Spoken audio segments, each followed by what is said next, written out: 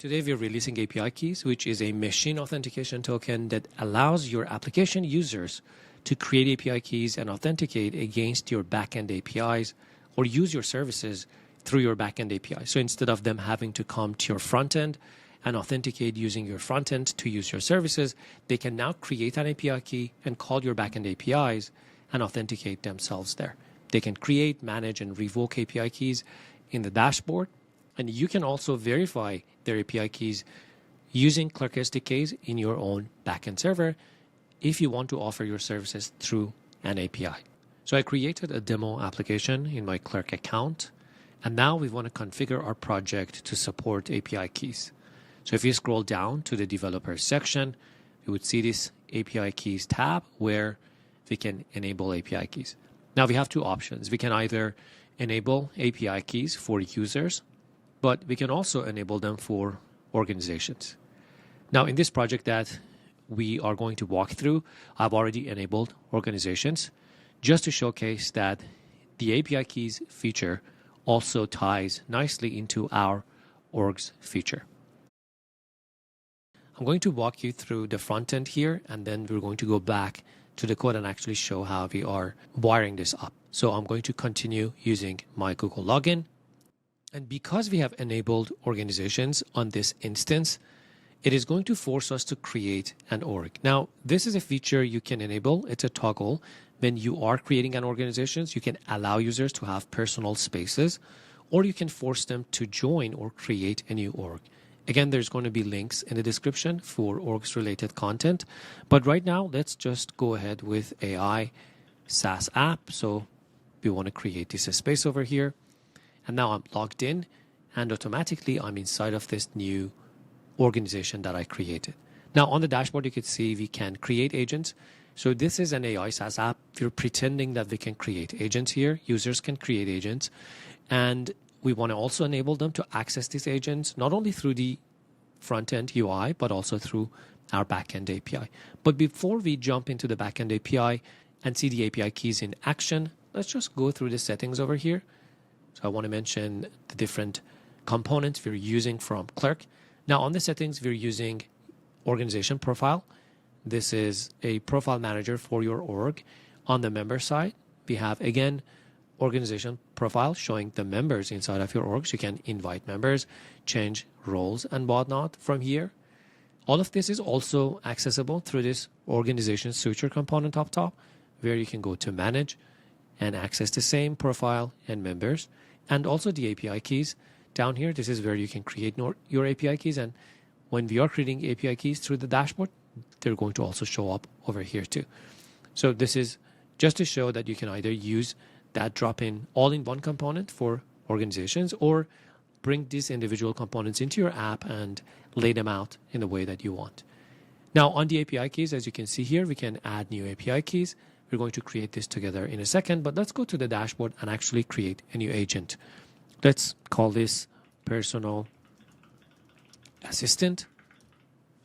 And we're going to leave the description empty and add one agent. So this is the service we're providing to users. They can come in here and create agents. Now, if I go to the API keys now and create a new API key so that I can access these agents that I have created, delete them, and manage my agents through the backend API, we need an API key. So let's create one here. Let's say dev key, and then we can select an expiry date. This is a drop-in component from Clerk that's for API key management. So let's say this never expires. You can include a description as well, and then you create the key. Now you can copy the key here to use it inside your application. Now we're going to paste it down here. This is a little helper that allows you to just copy this curl command that has your token already here so that you can call the backend API. So why don't we call the backend API before we actually look at the project? So let's open up a new tab. And here I'm going to paste in that same curl command we just got from our dashboard. As you can see here, I'm authenticated. I'm getting the data back. And I'm getting this personal assistant agent that I created just through that API. So it's calling the API /agents and is using a bearer token to authenticate for this specific user. Now, if I run the same exact command, but actually tamper the API key, so it's not correct, this is going to return an unauthorized.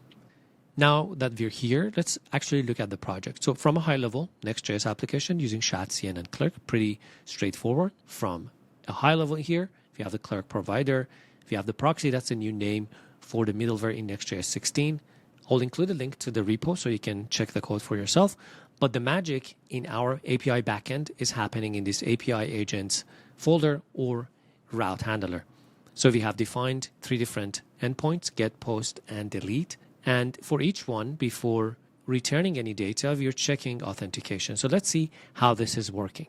Now we're using the auth function from Clerk, and all we have to do to enable users to authenticate using API tokens is to pass in this acceptsToken array that defines that one can either authenticate using an API key or with a session token.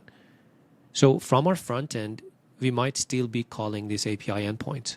You can use server actions for sure. But if you are, you can enable users to either log in or authenticate using session tokens. That's our regular way of authentication.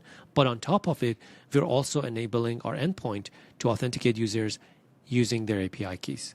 And once they're authenticated, they're going to be tied into a user ID and an org ID because our application enforces organizations. You can also use it in a B2C manner where you're just authenticating a user against their user ID, and we're returning the data, which is then used to get the agents that the specific user has created. Now, one last thing I want to mention is that we can go back to the dashboard and revoke a key that we have created before. So you type in revoke over here, and this is going to revoke that key. And that's how easy it is to add API key management to your application.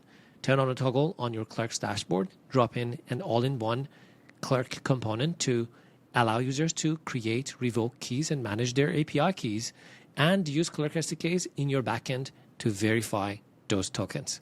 If you have any questions, like always, drop them down in the comments, and I'll see you in the next one. Bye-bye.